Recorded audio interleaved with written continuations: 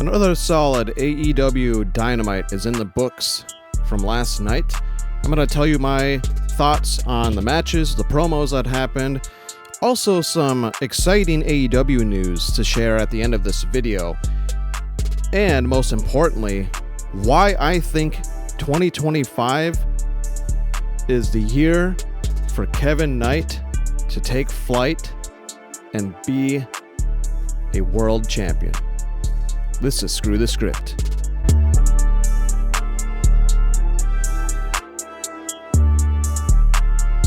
AEW Dynamite, another solid show. So right here, and I'm going to look on my laptop, but that's a photo for you guys. That was the card for Dynamite last night. If you notice, they actually pretty much showed everything that they did have on the card outside of a couple of different things. They didn't have the Nick Wayne match against Rhino. We saw Rhino make his AEW debut last night.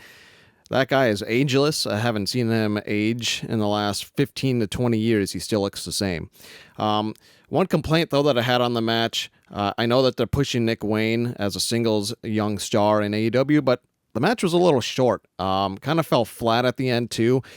And the crowd definitely gave their minds on it as well by chanting this is bullshit. So I think that was a drop of the ball by Tony Khan there to really have a more impactful debut for Rhino. But nonetheless, it was a fun debut from Rhino. Just wanted to get that out of the way. Nick Wayne picks up the win in a short 5-minute match. But let's get on to the rest of the card quick. Fatal 4-way eliminator match. You had Anna Jay, Thunder Rosa, of course, Tony Storm, and then you had Penelope Ford that was involved in that match. We saw some shenanigans happen at some point. We saw Megan Bayne come out, and then we saw Harley Cameron ward off Megan Bayne with what looked like a steel pipe from the back. That was kind of a funny segment, not necessarily needed. Because I just really don't think you needed to have that segment in this match, but it was still fun. The match itself was great. Yet again, another amazing women's match. From this match, I really want to see Anna Jay finally get her flowers. She has been a mainstay in AEW since the beginning, essentially, all the way back before she even joined the Dark Order for that stint. The Dark Order is non-existent now, but back when she was the star of the show, like her original nickname, I've liked her ever since then. Yet she hasn't won the big title yet in her career in AEW, and I would like to see that either in 2025 or maybe early 2026. But fun match nonetheless. Let's get on to the next part.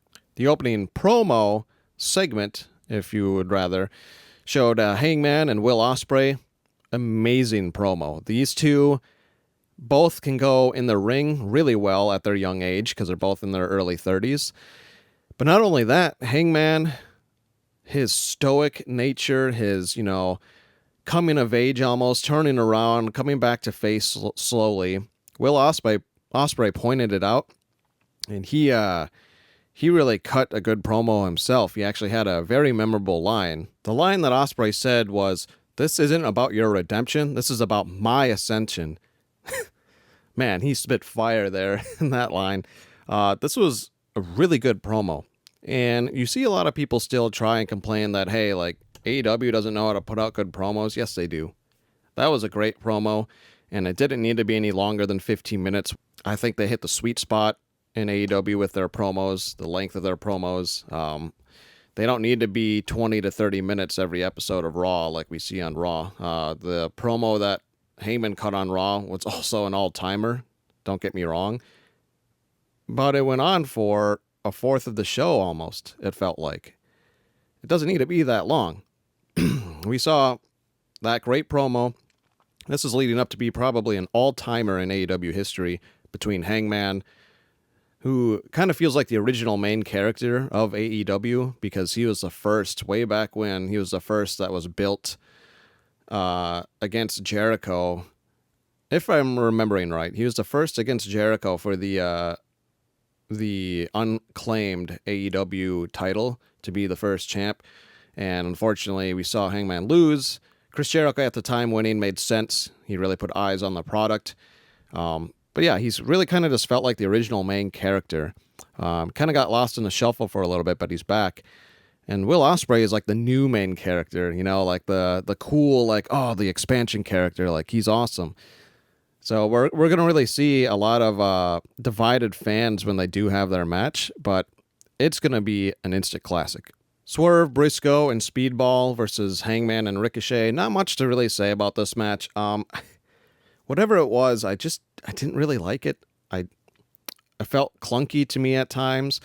We all knew the outcome was going to happen with the Young Bucks winning. Unfortunately, we're going to probably see that for some time now, where they just, steal victories against the face group, and that's exactly what happened.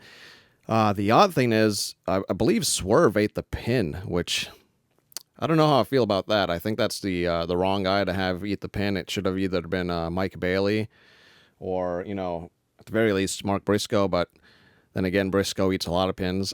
So, I don't know. This was actually my least favorite match of the night. I even liked this less than the Rhino debut, because at least the Rhino debut, as short as it was very exciting.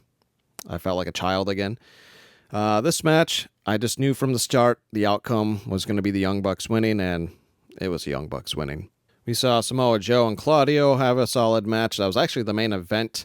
But the Kevin Knight and Okada match, I think, should have been the main event, honestly. The only reason why it wasn't was because of the world title picture right now. But yeah, Samoa Joe picks up a solid victory on Claudio. One little nitpick, I didn't like how Claudio instantly tapped pretty much. I know that the Coquita clutch is very protected in AEW, but Claudio's a tough son of a bitch, and to see him tap within 5 seconds honestly just gave me PTSD from WrestleMania, seeing Gunther tap in less than 10 seconds to Jey Uso. But nonetheless, it was a solid match, but let's get on to my favorite match of the night. I'm really starting to think that Kevin Knight can do no wrong in AEW. He has had, I think that was his 5th or 6th match on AEW, either between Dynamite and Collision, not including other matches that he's had, because he had a pay-per-view match, I believe. But it's just, every match that he's been in since joining the company has been, a dime piece, a, perfect 10. He is so damn athletic in the ring. Okada and him had one of the best singles matches on Dynamite of the year so far. And it was after Kevin Knight was jumped prior to his match. And you thought, oh, geez, like, are we not going to see this match? Because I was really excited for this match all week long. So I was actually, for a little bit there, I was worried, like, oh, no, please don't junk this match and have it, storylines aside, like, don't do this. And thankfully, he got in the ring still, showed how tough he is, showed his heart for the fans and to put on a show, and went a solid 15 minutes or so against Okada. It was really, really, really good. And I just think what I said in my intro, that 2025 is a year for Kevin Knight to take flight. It's a catchy line. I might even put it on a poster the next time that I go to a live event, just to show my support for him, because I like him that much. He is 28 years young. He's got a great career ahead of him, barring any, serious injury. And like I said, every match he's had has been a classic in AEW. So I really hope at some point in 2025, even if it's a mid-card singles title like the TNT Championship or the Continental Championship, I believe they're going to merge that and the other championship between Omega and Okada. I think they're going to merge that at Double or Nothing or All In later this summer.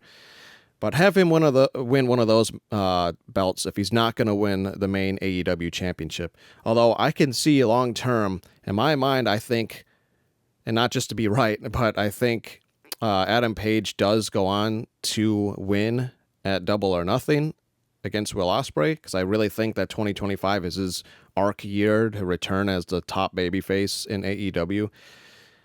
And I think it's really starting to look like it's set up for him to beat Moxley at All In. I know some people want Samoa Joe to win next week in that cage match. I love cage matches, but I don't think he's going to win. Samoa Joe's at the tail end of his career. He better fits being in a tag team or trios like he's doing as such. I think he really is only going to have the one run as the AEW champion in his career now that he's at the tail end. I could be wrong. I wouldn't mind being wrong. I love Samoa Joe. He really transcends pro wrestling. I mean, he was a mainstay in TNA for a long time. He had a stint in WWE that should have been a lot better, and he's done really well in AEW, and that's, your three biggest American shows out there, and he's excelled. Well, maybe not so much excelled in WWE, but that's all Vince's fault there. Yeah, Samoa Joe is great, but I really, in my gut, feel like Moxley is going to retain. We're going to have to live through the Death Riders just a little bit longer. And I think Adam Page takes the title at All In, which could set up at some point a feud with him and MJF, because we've seen that kind of trickle back and forth throughout the weeks. And if MJF becomes another two-time champ, that's where I think you could have Kevin Knight come in, maybe like early 2026, if you want to build him up for the world main title picture. But you also got Darby Allin that's going to get involved as soon as he's back. Yeah, those are my thoughts on Dynamite. And then we'll get to some quick AEW news, actually starting with Darby Allin next. Here's a photo of Darby Allin. He is at the second base camp on Everest, and you can see the elevation number that he's at. That's pretty high up there. And he set the world record for a kickflip. And it sounds like he's going to keep doing this as long as he can. As long as the weather permits and it's safe to do so.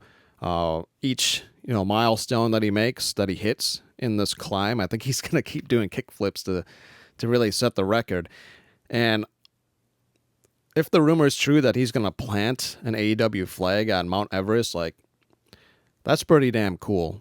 You got to admit, even if you're super anti-AEW or you're lukewarm on the promotion as a whole, the fact that one of their original stars, who has been such a workhorse for the company, goes and decides to climb Mount Everest, which is insane. It's very, it's still risky to do. And then he plants an AEW flag. That's going to go down as a historic moment in all of pro wrestling. So good news for Darby Allin. I really hope that he pulls it through and has a safe climb to the top of Everest. Thekla has agreed to terms officially right here with AEW, and we actually saw a tease with her last night. If anyone caught it, there was like a pan to the crowd, and then by the AEW logo, there was a spider that came down. That's actually a tease for her, I'm assuming. It's not some Spider-Man related thing or anything. Just with her nickname and that she had going on over in New Japan. I think they're really slowly teasing her. I'm excited. She's a veteran in the industry. She's really going to help the women's locker room push even more boundaries and barriers than they've already done in the last 6 months. So really good news for the AEW women's division right there. The UK continues to prove that they are a great market for AEW. Here's the photo right here. It's set up for a little over 14,000 seats, and they've already sold over 11,000 tickets. No match or anything announced for Forbidden Door. It's going to be another sellout. We're seeing that Double or Nothing is close to selling out. All in Texas is having great ticket sales. AEW is really having a resurgence in 2025. That's all I had on this episode of Screw the Script. You let me know down below what you thought about last night's Dynamite. If you made it this far, thanks for watching. Thanks for your support. If you haven't subscribed, please subscribe. I'm climbing there. My goal is to get to 100 subscribers before All In July, and it looks like it's trending that way. So if you haven't subscribed and you've been watching my content for some time now, it would be greatly appreciated if you would hit that subscribe button, or tell friends or family or anybody that that watches pro wrestling content on YouTube. Throw my name out there. I would really appreciate it. As always, this has been Maverick with Screw the Script. Thanks for watching.